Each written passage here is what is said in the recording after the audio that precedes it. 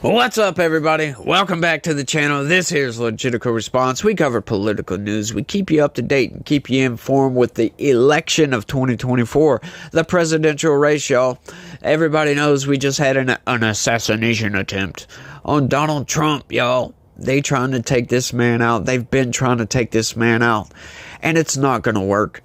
It is not going to work. God is not going to allow Trump to be taken out. This country needs Trump right now. We need a strong leader, somebody who's going to come in and clean up some of this corruption in the government, boot some of this corruption out of there. And we need people behind this guy. We need the American people, the populace of this country, pushing Trump forward. That's the only way we can get out of this rut that we're in. The Biden administration has been on an outright assault against this country. And the narrative is, oh, we're trying to stop division. We're trying to unite everybody and bring everybody together. No, you're not. You're only sowing division. That assassin was spurred on by places like MSNBC, CNN, people that are just ardently against Trump, right? How can you not be when you've got people like Jake Tapper, Rachel Maddow, and all these people on MSNBC constantly comparing Donald Trump to Hitler, constantly comparing, right? Like it's the conundrum of, would you kill baby Hitler? Right? That's a conundrum because it's a baby. And he hasn't done anything wrong yet. He's an innocent little child, but you know exactly what he's going to grow up to do. So, would you do it? It's a conundrum. Of course you would kill adult Hitler. A lot of people, some people tried, as a matter of fact. He eventually took his own life, but that's one of those things. It's like, how can you spur out all this rhetoric against a man and expect some nut job not to take action based upon the fears you've been sowing in Americans? Everybody on MSNBC should be ashamed of themselves by spewing this garbage rhetoric against somebody. It's totally fabricated rhetoric, right? Calling him a racist and calling him a bigot and comparing him to Hitler and all this other garbage. It's just outright lies. And I am sick and tired of those lies. That's not even what our story is about today. And I just made a whole video talking about this, but I can't stop talking about it, for goodness sakes, because this is just outright nuts. But let's get into the story right quick, y'all. Conservative groups are pushing to clean voter rolls. Others see it as an effort to sow election distrust. Here we go with the corporate press narrative again, y'all. These people are nuts. How is cleaning voter rolls sowing distrust? We just had the SAVE Act pass the House. And guess what? It's not going to go anywhere because the Democrats in the Senate don't care about the sovereignty of this country.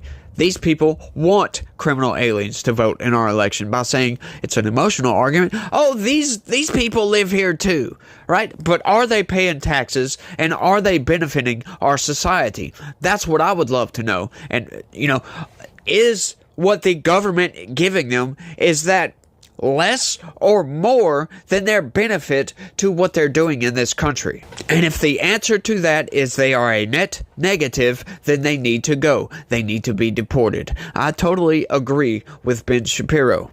Well, I say totally, not totally agree, because I think they all need to go. However, I'm willing to compromise. If they are paying taxes and they are benefiting our society, working a job, blah, blah, blah, blah, blah, you get it, then that's fine. They can stay, put them on a path to becoming a citizen. But the problem with these people and the Biden administration and the Democrats is they're just allowing these people to come in, giving them thousands of dollars a month and allowing them to mooch off the system, giving them our taxpayer dollars. And that is very unfair to people who are trying to come into this country the legal way. Put these people at the back of the line. They're working a job. But the Democrats, they love to lie to us all the time. Like I said, the SAVE Act. They're like, their position is, well, it's already illegal for criminal aliens to vote in federal elections, so they're not going to. Well, hang on. Isn't it already illegal to cross our border illegally?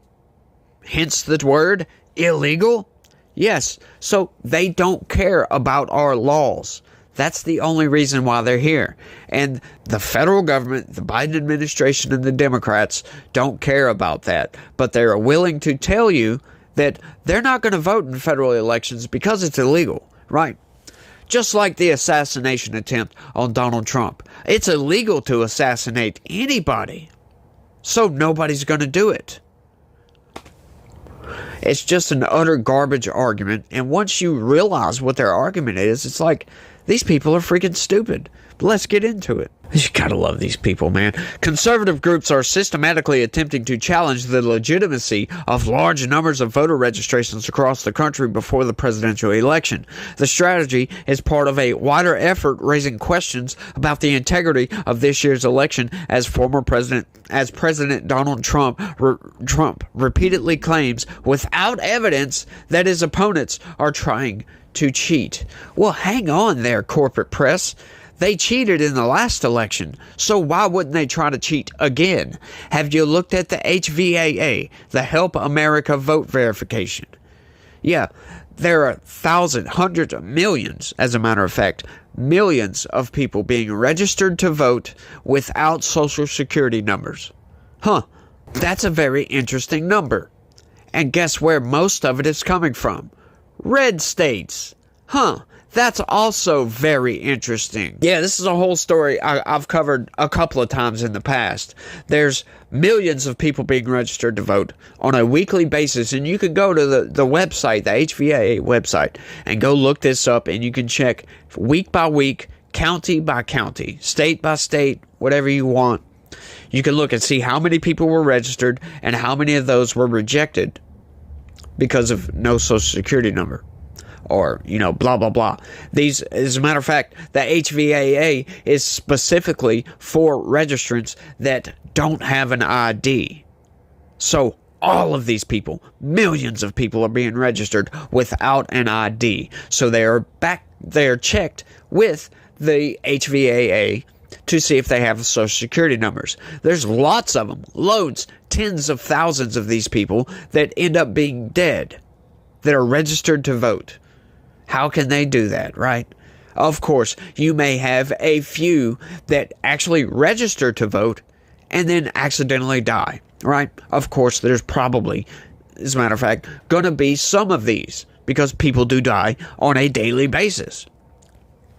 But statistically, it should be almost zero. However, it's not. There's tens of thousands of these people, and that question hasn't been answered yet. And I haven't seen any congressman, anybody that investigate this, right? Anybody to investigate this. Haven't seen that whatsoever.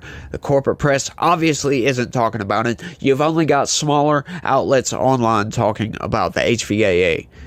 It is absolutely insane. I've written my congressman. I've written Jim Jordan. I've written James Comer, several congressmen about this. Left posts on X under their accounts.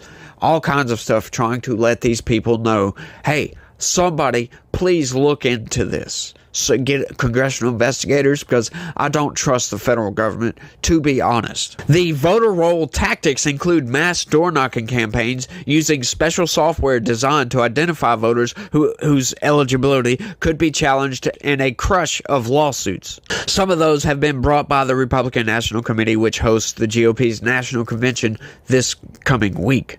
Several Republican secretaries of state are combining through voter lists on their own, including in Ohio and Tennessee, or to comply with aggressive new state voting laws. Aggressive state voting laws. You love how the corporate press loves to put that.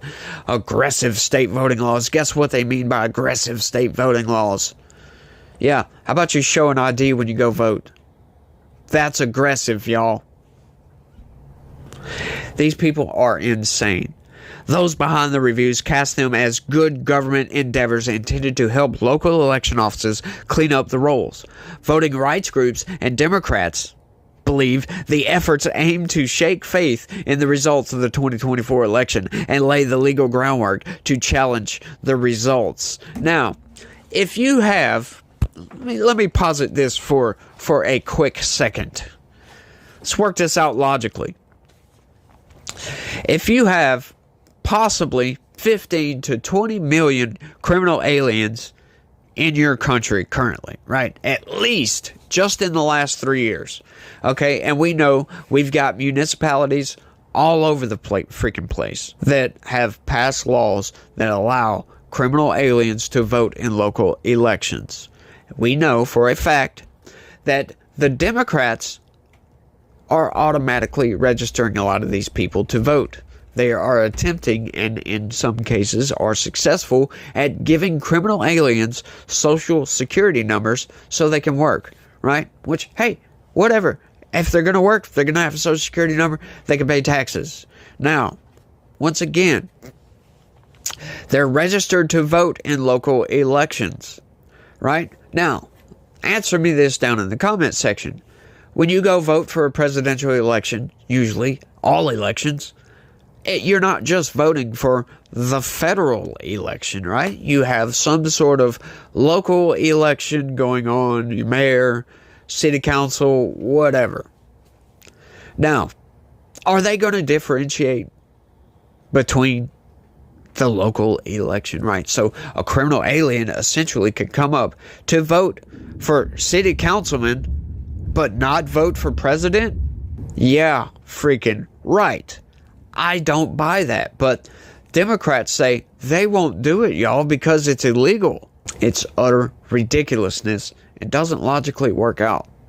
So, of course, casting doubts on the results of the election, yes, there needs to be significant auditing done to make sure that those criminal aliens that voted in those local elections didn't vote in the federal election. That's a very logical, rational step. But leave it to the corporate press to try to sow distrust in that, right? It's not the Republicans sowing the distrust, it's the corporate press sowing the distrust, because they're the ones that are positing that this is going to happen, not us. We're just trying to clean up the voter rolls, right? We're trying to make sure that it doesn't happen. They're the ones saying that it's gonna happen. Souls to the Rolls in Michigan, whose name echoes the Souls to the Polls, Get Out the Vote efforts of black churches, and Nevada's Pigeon Project are among state-level initiatives in which volunteers are trying to find flaws in their state voter rolls. Their findings can sound ominous. Dead people or non-U.S. citizens registered, or people listed at addresses where they no longer live, suggesting the potential for double voting. Conservative activists identify the suspect records, then deliver them to local or state election offices for possible removal.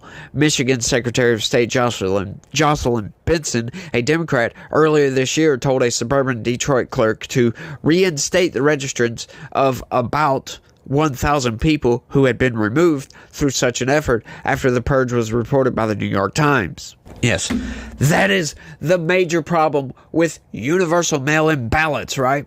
People move. Plus, dead people don't always get removed from the voter rolls, right? Anybody can just come up and fill out that ballot and send it in. Regardless of who they vote for, it doesn't matter. If they vote for somebody, it takes away from the other side because that person shouldn't be voting. That's the problem with universal mail-in ballots. They're garbage. And they're like no security whatsoever in that, right? You've got signature verification and all this BS, but, you know, how do we know that it's signature verification, right? Like, let's say, for instance, a mail-in ballot gets filled out by somebody. It doesn't even matter who. It doesn't have to be a criminal alien and of somebody, a registered voter, right? They fill out that mail-in ballot and mail it in. Well, this registered voter votes on election day, and the mail-in ballot gets counted before their vote. Well, that one, the mail-in ballot, is going to get counted before the other one, negating their vote. That was a fraudulent vote. Guess what, folks? Ever since we've had mail-in balloting, that has happened in every single election. Don't let the corporate press try to lie to you. These people want you to believe that it's the most secure election ever. That's what they told you last time. And guess what? We know about the shadow campaign, folks. We know what Democrats did. Democrats cheated to win. That's exactly what they did. That's not hyperbole. We know that. If you haven't seen my video on that, as a matter of fact, it is linked in every single video right at the end. It's generally right here. If you want to know how the Democrats beat Donald Trump in 2020, skip to the end of this video and click right here. You will see it. It is outright insane. You got to look at that video. Go check it out. It doesn't have many views. I'm not sure why. It's the most important video I think I've ever made. But everybody should go check that video out. But I just don't understand the corporate press and the Democrats' narrative. Why don't they want secure elections? Huh? They talk about, oh, it's voter suppression. Right? Voting itself is suppression. Because it's hard to get out and go vote, right? Quote unquote hard. Hence, that's why they want mail-in ballots. And hey, look, I get it, right? Some elderly, they don't have the ability to get out and go vote. Sure, send them a mail-in ballot. Whatever. But if you're going to have mail-in ballots, we need more security around this. And Democrats don't want security. They want drop boxes all over the place. They don't care about the rules around those drop boxes that only specific people can drop these things off. And they don't want no security whatsoever. That's what they're telling you. That's outright insane if you ask me. I do believe, and I think this is a good idea, and I think Donald Trump should do this, and it's surprising that nobody has suggested this, that Election Day should be a national holiday. Everybody should be off, and we allow people to go vote and just do their thing. Open up more polling places. It should not be a hassle to get out and go vote. And so I understand Democrats on that, but the Democrats' position is, let's just say screw security and let anybody and everybody vote. I don't agree with that. I think the election should be very secure. Why would you want the potentiality to have a fraudulent election? That one I don't get, and no Democrat has ever explained that to me in such a way that it makes logical sense. It's never been explained to me. So I don't buy into it. I think it's all BS. You know, if you can vote by mail, by all means, do so. Whatever. It's a good idea. I don't think that's how it should be, though. I think paper ballots on Election Day, that's how it should be. But I understand there's issues with that. I get it. But y'all let me know what y'all think about all this down in the comment section. The Democrats are evil, if you ask me, and that's all I gotta say about it. Y'all let me know what y'all think. That's all I got for this one. I want to thank everybody for watching, and y'all try to have a good day. Stay legitical. Peace.